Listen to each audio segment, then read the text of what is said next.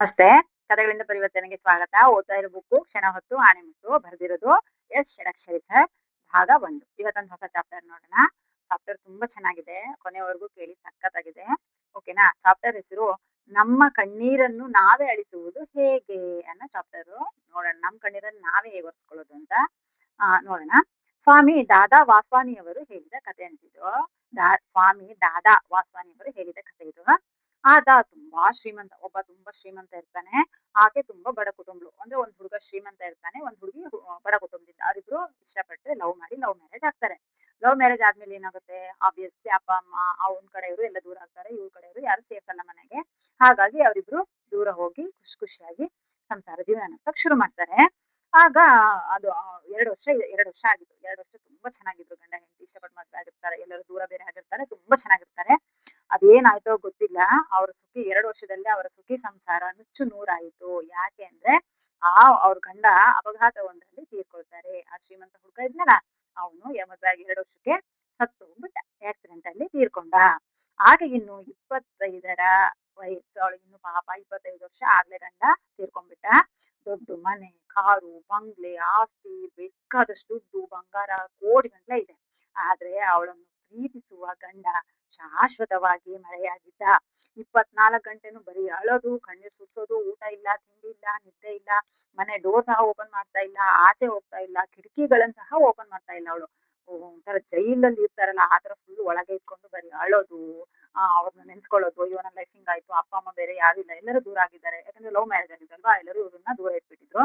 ಹಾಗಾಗಿ ನಾನ್ ಹೆಂಗ್ ಹೋಗೋದು, ಈಗ ಗಂಡ ಬೇರೆ ತೀರ್ಕೊಂಡ್ರು, ಹೆಂಗ್ ತವ್ರ ಮನೆ ಹೋಗೋದು ಅಂತ ಹೇಳಿ ಬರೀ ಅಳೋದು ರೂಮಲ್ಲಿ ಬರೀ ಅಳೋದು. ಹೊರಗೂ ಹೋಗ್ತಿರ್ಲಿಲ್ಲ, ಅಟ್ಲೀಸ್ಟ್ ಕಿಟಕಿ ಸಹ ಓಪನ್ ಮಾಡ್ತಿರ್ಲಿಲ್ಲ. ಹೀಗೆ ಮಾಡ್ತಾ ಇದ್ಲು.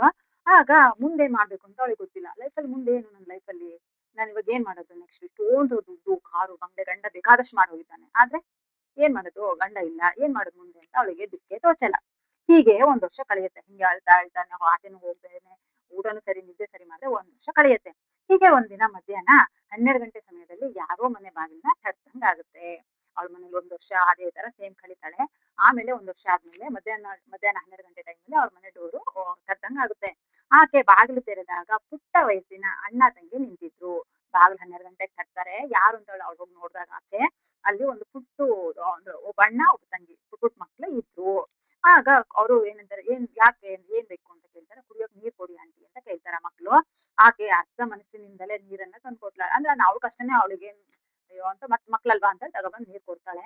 ಆ ಮಕ್ಳು ಗಟ ಗಟ ಗಟ ಗಟ ಅಂತ ನೀರ್ ಕುಡ್ದ್ಬಿಡ್ತವೆ. ನೀರ್ ಕುಡಿದ ತಕ್ಷಣ ಆಕೆ ಆ ಮಕ್ಕಳನ್ನು ಗಮನಿಸ್ತಾಳೆ. ಗಮನಿಸಿ ನೋಡಿದ್ರೆ ಆ ಮಕ್ಳ ಬಟ್ಟೆ ಎಲ್ಲ ಹರಿದೋಗಿರುತ್ತೆ. ಹರಕಲು ಬಟ್ಟೆ ಹಾಕೊಂಡಿರ್ತಾರೆ. ಆಮೇಲೆ ಶಾಲೆಗೆ ಹೋಗಿಲ್ಲ. ಯಾಕೆ ನೀವು ಶಾಲೆಗೆ ಯಾಕೆ ಹೋಗಿಲ್ಲ, ಇಲ್ಲಾಕ್ ಬಂದಿದ್ದೀರಾ ಅಂತ ಅವ್ಳು ಕೇಳಿದಾಗ ಆ ಮಕ್ಳು ಹೇಳ್ತಾರೆ, ನಾವು ಹತ್ತಿರದ ಕೊಳಚೆ ಪ್ರದೇಶದವರು, ತಂದೆ ದಿನಗೂಲಿ ಕೆಲಸ ಮಾಡೋರು, ನಮಗೆ ಸ್ಕೂಲಿಗೆ ಫೀಸ್ ಕಟ್ಟಕ್ ದುಡ್ಡಿಲ್ಲ ಅಪ್ಪನ ಹತ್ರ, ಅದಕ್ಕೆ ಸ್ಕೂಲಿಂದ ಆಚೆ ಹಾಕ್ಬಿಟ್ರು ಆಂಟಿ ನಮ್ಮನ್ನ, ಹಾಗಾಗಿ ಇಲ್ಲಿ ಬಂದ್ವಿ ಅಂತ ಮಕ್ಳು ಹೇಳ್ತಾರೆ. ಸರಿ ಬನ್ನಿ ಅಂತ ಅಷ್ಟು 1 ವರ್ಷದಿಂದ ಪಾಪ ಆಚೆ ಹೋಗದೆ ಇರೋಳು ಅವಳು. ಮಕ್ಳ ಕಷ್ಟ ನೋಡಿದ ತಕ್ಷಣ ಸರಿ ಬನ್ನಿ ಅಂತ ಹೇಳಿ ಕಾರ್ ತೆಗಿತಾಳೆ. ಮಕ್ಳನ್ನ ಕಾರಲ್ಲಿ ಕೂರ್ಸ್ಕೊತಾಳೆ. ಹೋಗಿ ಸ್ಕೂಲಿಗೆ, ಮಕ್ಳು ಯಾವ ಸ್ಕೂಲು ಅಂತ ಕೇಳ್ತಾರೆ, ಸ್ಕೂಲಿಗೆ ಕರ್ಕೊಂಡು ಹೋಗ್ತಾರೆ. ಹೋಗಿ ವರ್ಷಕ್ಕೆ ಆಗೋಷ್ಟು ಇಬ್ರು ಮಕ್ಳದ್ದು ವರ್ಷದ ಫೀಸನ್ನ ಇಬ್ರದ್ದು ಕಟ್ತಾಳೆ. ಕಟ್ಟಿ ಮತ್ತೆ ಬಟ್ಟೆ ಅಂಗಡಿಗೆ ಹೋಗ್ತಾಳೆ. ಬಟ್ಟೆ ಅಂಗಡಿ ಮಕ್ಳಿಗೆ ಹೊಸ ಬಟ್ಟೆ ಕೊಡ್ಸಿ, ಆ ಹರಿದೋಗಿರೋ ಬಟ್ಟೆನೆಲ್ಲ ಅಲ್ಲೇ ಬಿಚ್ಚಿಸಿ ಹೊಸ ಬಟ್ಟೆ ಹಾಕಿ ಅವ್ರಿಗೆ ತಿನ್ನಕ್ಕೆ ಏನೇನ್ ಬೇಕು ಅದು ಎಲ್ಲ ತಿಂಡಿನೂ ಕೊಡ್ಸಿ, ಬಟ್ಟೆ ಕೊಡ್ಸಿ, ಅವ್ರಿಗೆ ಏನೇನ್ ಬೇಕು ಸ್ಲಿಪ್ಪರ್ಸ್ ಎಲ್ಲ ಕೊಡ್ಸಿ ಅವಳು ಕಾರಲ್ಲೇ ಕರ್ಕೊಂಡು ಬಂದು ಅವ್ರ ಮನೆ ಬಾಗಿಲಿಗೆ ಬಿಡ್ತಾಳೆ. ಆಯ್ತು ಮಕ್ಳ, ಚೆನ್ನಾಗಿ ಓದ್ಕೊಳ್ಳಿ, ನಿಮಗೆ ಏನಾದ್ರು ಹೆಲ್ಪ್ ಬೇಕು ಅಂದ್ರೆ ನಮ್ಮ ಮನೆ ಗೊತ್ತಿದೆ ಅಲ್ವಾ ನಿಮಗೆ, ಬನ್ನಿ, ಏನ್ ಹೆಲ್ಪ್ ಬೇಕಿದ್ರು ನಾನು ಮಾಡ್ತೀನಿ, ಚೆನ್ನಾಗಿ ಓದ್ಕೋಬೇಕಾಯ್ತಾ ಅಂತ ಹೇಳಿ ಮಕ್ಳಿಗೊಂದು ಚೆನ್ನಾಗಿ ಧೈರ್ಯ ಹೇಳಿ ಪ್ರೀತಿ ಮಾತಾಡಿ ಅವಳು ಮನೆಗೆ ಹೋಗ್ತಾಳೆ. ಆಯ್ತಾ? ಮನೆಗ್ ಹೋದಾಗ ಅವಳು ಅಂದ್ರೆ ಸ್ಲಿಪ್ಪರ್ಸ್ ಎಲ್ಲ ಕೊಡ್ಸಿರ್ತಾಳೆ. ಆಗ ಮನೆಗ್ ಹೋಗ್ತಾಳೆ. ಮನೆಗ್ ಹೋಗಿ ನೋಡ್ತಾಳೆ ಸಂಜೆ 5 ಗಂಟೆ ಆಗಿರುತ್ತೆ. ಆ ಮಕ್ಳು ಬಂದಿರೋದು ಎಷ್ಟು ಗಂಟೆಗೆ, 2 ಗಂಟೆಗೆ ಬಂದಿರ್ತಾರೆ. ಇವಳು ಇದನ್ನೆಲ್ಲ ಮುಗಿಸಿ ಮನೆಗೆ ಸಂಜೆ ಬಂದಾಗ ಸಂಜೆ 5 ಗಂಟೆ ಆಗಿದೆ. ಆಗ ಅವಳ ಮನಸ್ಸು ನಿರಾಳವಾಗಿರುತ್ತೆ. ಅಂದ್ರೆ ಆ 5 ಗಂಟೆ ಅವಳಿಗೆ ಗಂಡನ್ ನೆನಪಾಗಿಲ್ಲ. ಆಮೇಲೆ ಒಂದ್ ಕ್ಷಣನೂ ಅತ್ತಿಲ್ಲ. ಅಯ್ಯೋ ನನ್ ಜೀವನ ಹೀಗಾಯ್ತಲ್ಲ ಅಂತ ಬೇಜಾರಿಲ್ಲ, ಕೊರಗಿಲ್ಲ. ಅಷ್ಟು ಖುಷಿಯಾಗಿ ಮಕ್ಳ ಜೊತೆ ತಿನ್ಸ್ಕೊಂತ, ಮಕ್ಳಿಗೆ ಬಟ್ಟೆ ಕೊಡಿಸ್ತಾ, ಮಕ್ಳಿಗೆ ಸ್ಲಿಪ್ಪರ್ ಕೊಡಿಸ್ತಾ, ಮಕ್ಳಿಗೆ ಫೀಸ್ ಕಟ್ತಾ, ಮಕ್ಳ ಜೊತೆನೆ ಅವಳು 5 ಅವರ್ ಮಕ್ಳ ಜೊತೆನೆ ಅವಳು ಟೈಮ್ ಸ್ಪೆಂಡ್ ಮಾಡಿದ್ರಿಂದ ಅವಳ ಕಷ್ಟನೇ ಅವಳಿಗೆ ನೆನಪಾಗಿಲ್ಲ. ಅಷ್ಟು ಖುಷಿಯಾಗಿದ್ಲು. ಆದ್ರೆ ಆಕೆ ಹತ್ರ ಇದನ್ನೆಲ್ಲ ಮಕ್ಳಿಗೆ ಮಾಡೋದ್ರೊಳಗೆ ಅವ್ಳ ದುಡ್ಡು ಎಷ್ಟು ಖರ್ಚಾಗಿತ್ತು, ₹1200 ಖರ್ಚಾಗಿತ್ತು. ಆದ್ರೆ ಮನಸ್ಸು ನಿರಾಳವಾಗಿತ್ತು. ಆಕೆಗೆ ಐಶ್ವರ್ಯವಾದ ವಿಷಯವೆಂದರೆ ಈ 5 ಗಂಟೆಗಳ ಕಾಲ ಆಕೆ ಅತ್ತಿರ್ಲಿಲ್ಲ. ಬೇರೆಯವರ ನೋವು, ನಿವಾರಣೆ ಮಾಡುವುದಾದರೆ ನಮ್ಮ ನೋವು ಮರೆಯಬಹುದು ಎಂಬುದು ಆಕೆಗೆ ಅರ್ಥವಾಯಿತು. ಅದಿಷ್ಟು ಒಂದು 5 ಅವರಲ್ಲೇ ಅವಳಷ್ಟು ನಿರಾಳವಾಗಿದ್ಲು, ನೆಮ್ಮದಿಯಾಗಿದ್ಲು. ಮನೆ ಬಂದು ಯೋಚನೆ ಮಾಡಿದ್ಲು, ಅಯ್ಯೋ 2 ಗಂಟೆ ನಾನು ಅಳ್ಳೇ ಇಲ್ವಲ್ಲ, ನನ್ ಕಷ್ಟ ನನ್ ಲೈಫ್ ಹಿಂಗ್ ಆಯ್ತು ಅಂತ ನಾನು ಕೊರಗ್ಲೇ ಇಲ್ವಲ್ಲ. ಅವಾಗ ಅವಳಿಗೆ ಅರ್ಥ ಆಯ್ತು, ಓಹೋ, ಬೇರೆಯವರ ಕಷ್ಟನ ನಾವು ಕಷ್ಟದಲ್ಲಿ ನಾವು ಸಹಾಯ ಮಾಡಿದ್ರೆ ನಮ್ ಕಷ್ಟ ನಾವು ಮರಿತೀವಿ ಅನ್ನೋದು ಆ 5 ಅವರಲ್ಲಿ ಗೊತ್ತಾಯ್ತು ಅವಳಿಗೆ. ಅವಾಗಿಂದ ಏನ್ ಮಾಡಿದ್ಲು ಅವಳು, ಬಿಟ್ಬಿಟ್ಲು ನನ್ನ ಲೈಫ್ ಹಿಂಗಾಯ್ತು ಅಂತ ಯೋಚನೆ ಮಾಡೋದ್ ಬಿಟ್ಟು ಒಂದು ಟ್ರಸ್ಟ್ ಓಪನ್ ಮಾಡಿದ್ಲು, ಒಂದು ಸಂಸ್ಥೆ ಓಪನ್ ಮಾಡಿದ್ಲು.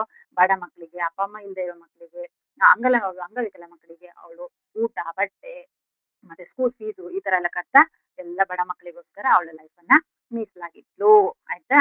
ಸಂಸ್ಥೆಯನ್ನೇ ಸ್ಥಾಪಿಸಿದಳು.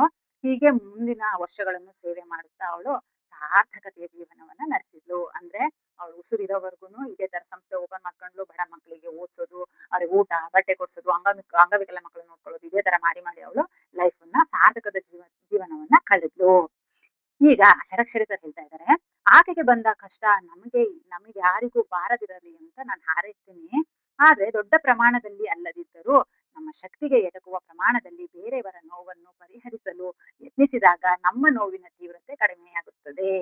ಬೇರೆಯವರು ಕಣ್ಣೀರು ಒರೆಸಿದಾಗ ನಮ್ಮ ಕಣ್ಣೀರು ಸಹ ಅಳಿಸಿ ಹೋಗಬಹುದು. ನಾವು ಬೇರೆ ಕಣ್ಣೀರು ಒರೆಸಿದ್ರೆ ನಮ್ಮ ಕಣ್ಣೀರು ಸಹ ಅಳಿಸಿ ಹೋಗ್ಬೋದು. ನೋವೇ ಇಲ್ಲದ ಪುಣ್ಯವಂತರು ನಾವಾಗಿದ್ದರೆ ನಮ್ಮ ನಲಿವನ್ನೇ ಹಂಚಿಕೊಳ್ಳಬಹುದು ಅಂತ ಹೇಳ್ತಾ ಇದ್ದಾರೆ. ಅಂದ್ರೆ ನಮಗೆ ಎಷ್ಟೇ ನೋವಿರ್ಲಿ, ಎಷ್ಟೇ ಬೇಜಾರಿರ್ಲಿ, ಕಷ್ಟ ಇರ್ಲಿ, ಬೇರೆಯವರು ಕಷ್ಟದಲ್ಲಿದ್ದಾಗ, ನೋವಲ್ಲಿದ್ದಾಗ ಒಂದು ಪುಟ್ಟ ಒಂದು ಚಿಕ್ಕ ನಾವು ಸಹಾಯ ಮಾಡಿದ್ರು ನಮ್ ನೋವನ್ನ ನಾವು ಅದನ್ನೇ ಮರ್ತು ಬಿಡ್ತೀವಿ.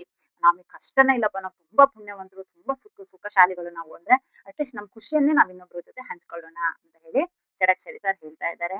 ಎಷ್ಟೊಂದ್ ಚೆನ್ನಾಗಿದೆ ಅಲ್ವಾ? ಹೌದು, ನಾವು ಬರೀ ನಮ್ ಕಷ್ಟ, ನಮ್ದೇ ದೊಡ್ಡ ಕಷ್ಟ ಅನ್ಕೊಂಡಿರ್ತೀವಿ. ನಮ್ಗಿನ್ನ ತುಂಬಾ ದೊಡ್ಡ ಕಷ್ಟ ಬೇಕಾದಷ್ಟು ಜನರು ಇರ್ತವೆ. ಹಾಗಾಗಿ ಯಾರೇ ನಮ್ಮ ಹತ್ರ ಒಂದು ಕಷ್ಟ, ತೊಂದ್ರೆ ಅಂತ ಹೇಳ್ಕೊ ಬಂದ್ರೆ ನಮ್ ಕೈಲಾದಷ್ಟು ದೊಡ್ಡದಲ್ದೇ ಇದ್ರು ನಮ್ಮ ಶಕ್ತಿಯ ಅನುಸಾರ ನಾವು ಒಂದು ಪುಟ್ಟ ಸಹಾಯ ಮಾಡಿದ್ರೆ ನಮ್ಮ ಮನಸ್ಸಿಗೆ ಎಷ್ಟು ತೃಪ್ತಿ ಆಗುತ್ತೆ, ನಮ್ಮ ಆತ್ಮ ಖುಷಿ ಆಗುತ್ತೆ, ಭಗವಂತನಿಗೆ ಖುಷಿ ಆಗುತ್ತೆ.